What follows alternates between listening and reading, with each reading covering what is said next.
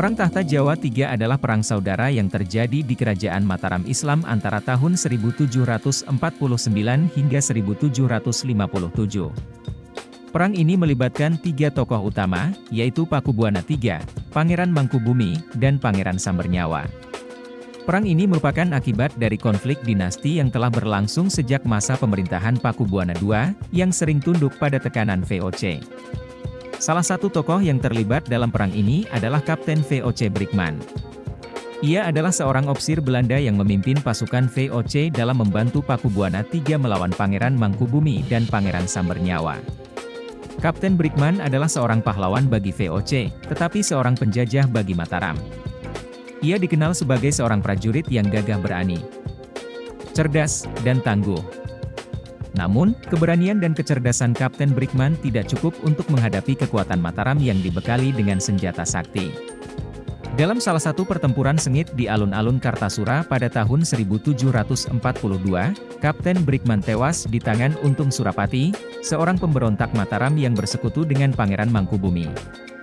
Untung Surapati berhasil membunuh Kapten Brickman dengan sabetan patrem atau keris kecil yang terkenal sakti.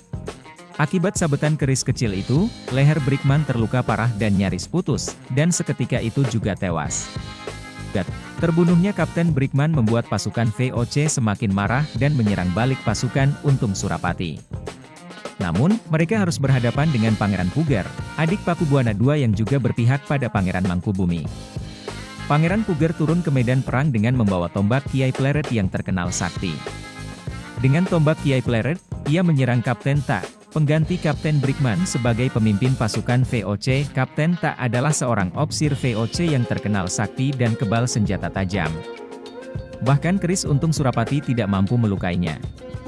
Namun, ketika tombak Kiai Pleret menancap di dadanya, Kapten Ta langsung tewas seketika. Kematian Kapten Ta membuat pasukan VOC kocar-kacir dan lari tunggang langgang.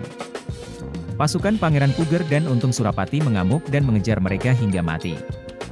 Diperkirakan ratusan tentara VOC tewas dalam pertempuran ini.